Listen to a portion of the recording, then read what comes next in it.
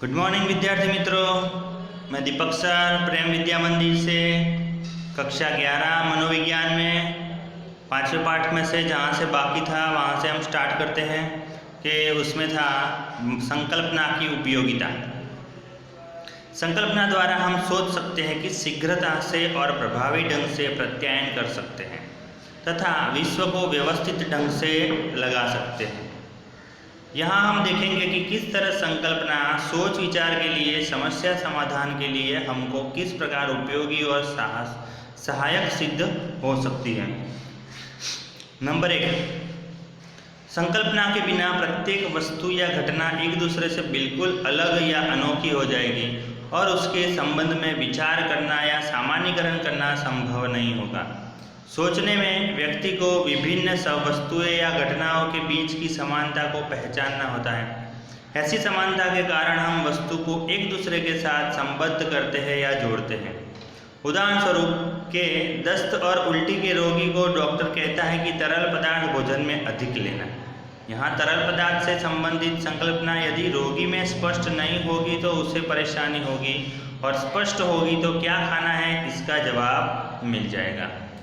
Number 2, संकल्पना हमें बहुत कुछ स्मरण रखने में से मुक्ति दिलाती है, जिसे स्मृति में मितव्ययता का नियम कहते हैं। उदाहरण स्वरूप के पक्षी एक संकल्पना है जिसमें पक्षी के सभी सामान्य गुण आ जाते हैं। इसलिए जब कोयल का वर्णन करता होता है तब पक्षी के सामान्य गुणों की हमारी स्मृति में काम आती है। यहाँ प्रत्येक पक्षी के सामान्य गुण अलग से याद नहीं करना पड़ता है, सिर्फ उस पक्षी के विशिष्ट गुण ही याद रखने पड़ते हैं, जिसे स्मृति में मितव्ययता का नियम कहते हैं। नंबर 3, एक बार किसी वस्तु, व्यक्ति या पदार्थ की संकल्पना विकसित हो जाने से उसके संबंध में लगातार सीखने की आवश्यकता नहीं होती। नंबर 4, किसी घटना के प्रति किस प्रकार की प्रतिक्रिया करें इसके संबंध में निर्णय लेने में संकल्पना हमारी सहायता करती है। उदाहरण स्वरूप के कहीं आग को देखकर हम उससे दूर खड़े रहते हैं क्योंकि आग से संबंधित हमारी संकल्पना स्पष्ट है। नंबर 5, हमारे ज्ञान को व्यवस्थित और संगठित करने में संकल्पना हमारी सहायता करती है, जिससे जब भी हमें अपने ज्ञान के उपयोग की आवश्यकता होती है तो हम कोई कार्य या निर्णय कम समय और प्रयत्न में कर सकते हैं। उदाहरण स्वरूप, यदि आप अपनी पुस्तकें, notebook, pen, pencil, lunch box, पहचान पत्र, साइकिल की चाबी आदि व्यवस्थित और निश्चित स्थान पर रोज रखते होंगे तो स्कूल जाते समय ये चीज़ें आपको जल्दी मिल जाएगी। नंबर 6, हमारी मूर्त और सजीव संकल्पनाएं जितनी विकसित होती है उतनी ही अच्छी तरह अमूर्त संकल्पनाएं भी विकसित होती है। प्रेम, सौंदर्य, न्याय, प्रामाणिकता, नैतिकता आदि अमूर्त संकल्पनाएं हैं तथा ऐसी संकल्पनाओं के विकास के परिणाम स्वरूप किसी व्यक्ति के ऐसे पहलू के संबंध में सोच सकते हैं तथा व्यक्ति की सही पहचान कर सकते हैं। नंबर 3 है तर्क क्रिया। तर्क क्रिया यह एक प्रकार की वास्तविक सोच या चिंतन है। तर्क क्रिया के माध्यम से व्यक्ति अपनी सोच को, अपने विचारों को क्रमबद्ध करता है तथा तर्क वितर्क के आधार पर किसी निष्कर्ष पर पहुंचता है। रेबर के मतानुसार सामान्य अर्थ में तर्क क्रिया एक प्रकार की तार्किक और सुसंगत सोच है। विशिष्ट अर्थ में तर्क क्रिया एक प्रकार का समस्या समाधान व्यवहार है, जहां उचित ढंग से निर्मित उत्कल्पनाओं को क्रमबद्ध ढंग से जांचा जाता है और हल तार्किक ढंग से निकाला जाता है। उदाहरण स्वरूप, परीक्षा के दिनों में आप रात को पढ़ रहे हो, अचानक आपके रूम का लैंप या ट्यूबलाइट बंद हो जाता है। अब आपके समक्ष 2 समस्याएं आती हैं।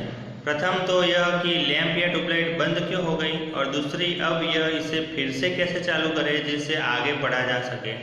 आप अपने मन में कई तरह तर्क करोगे और सोचोगे कि लाइट चली गई है, लेकिन आपके पड़ोसी के यहाँ लाइट चालू है। आप अनुमान करते हो कि मेन स्विच के पास का फ्यूज उड़ गया होगा, लेकिन आपके घर में अन्य रूमों में लाइट है, ऐसा आपको लगता है। तब आप अपने लैंप का होल्डर या स्विच बिगड़ी होगी या ट्यूबलाइट के स्टार्टर में कोई गड़बड़ी आ गई होगी, ऐसे निष्कर्ष पर पहुंचते हो। इस प्रकार आप क्रमानुसार तरीके से एक खास निष्कर्ष पर पहुंचते हो। निगमनलक्षी और व्याप्तिलक्षी तर्क क्रिया। यदि आप रेलवे प्लेटफॉर्म पर एक व्यक्ति को चिंता से घबरा कर दौड़ता हुआ देखते हो तो आप अनेक प्रकार के अनुमान कर सकते हैं, जैसे कि वह तुरंत ही चलने वाली ट्रेन पकड़ने के लिए दौड़ रहा है, वह अपने मित्र को विदाई देना चाहता है जो अभी तुरंत ही चलने वाली ट्रेन में बैठा है, वह अपनी बैग ट्रेन में भूल गया है और ट्रेन के चलने से पहले उसे वह बैग लेनी है। इस प्रकार वह व्यक्ति प्लेटफॉर्म पर क्यों दौड़ रहा है यह जानने समझने के लिए, उसका अनुमान लगाने के लिए आप विविध प्रकार के तर्क करते हो। ऐसे तर्क दो प्रकार के हो सकते हैं, निगमनलक्षी तथा व्याप्तिलक्षी। निगमनलक्षी तर्क क्रिया कि निगमन अर्थात निष्कर्ष, सार, परिणाम या फलश्रुति। निगमनलक्षी तर्क किसी पूर्वधारणा या मान्यता के आधार पर किया जाता है। इस प्रकार के तर्क में आप जो चाहते हो अथवा जिसमें आप विश्वास करते हैं कि यह सच है, उसके आधार पर विशिष्ट निष्कर्ष निकालते हो। मतलब कि निगमनलक्षी तर्क यह सामान्य नियम से विशिष्ट निष्कर्ष निकालने की क्रिया है।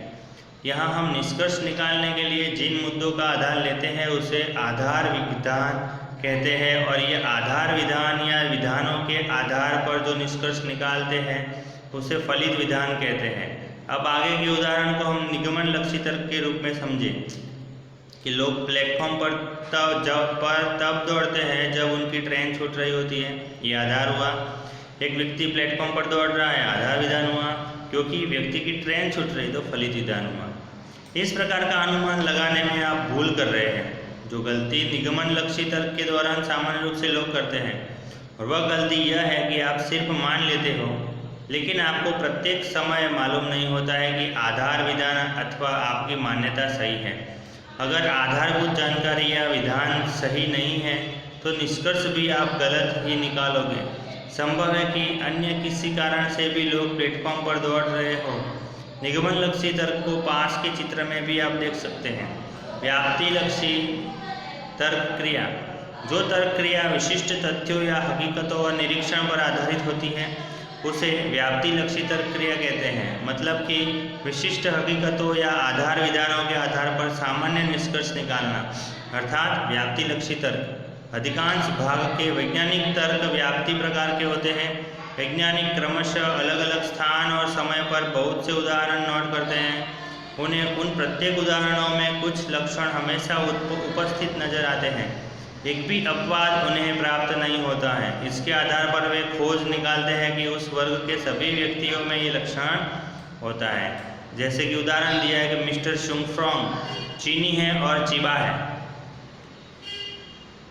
मिस डेंगलुंग चीनी है और चिबा है, मिस्टर हुआंग हो चीनी है और चिबा है, मिस्टर चाओमाओ चीनी है और चिबा है, और इसलिए सभी चीनी चिबा है। उपयुक्त उदाहरणों और चर्चाओं के आधार पर निष्कर्ष निकालते गए कि तर्क क्रिया या किसी निष्कर्ष तक पहुंचने के लिए जानकारी को एकत्रित और विश्लेषित करने की एक प्रक्रिया है। यहाँ एक बात खास याद रखनी चाहिए कि व्याप्ति प्रकार के तर्क निरीक्षणों या तथ्यों पर आधारित होने के बावजूद इनके आधार पर निकाले गए निष्कर्ष सर्वथा सत्य नहीं होते हैं।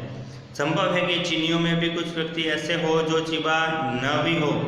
हाँ, अगर विशिष्ट आधार विधानों में से प्रत्येक विधान हमेशा सत्य हो तो व्यापक फलित विधान सर्वथा सत्य हो सकता है। जैसे कि ईंट को ऊपर से छोड़े तो नीचे आती है, वो विशिष्ट आधार विधान हुआ।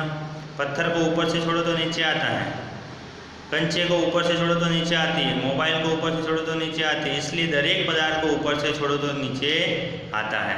अब उसके बाद चौथा जो है समस्या समाधान जो है वो हम नेक्स्ट लेक्चर में करेंगे। ओके, आज के लिए इतना। Thank you.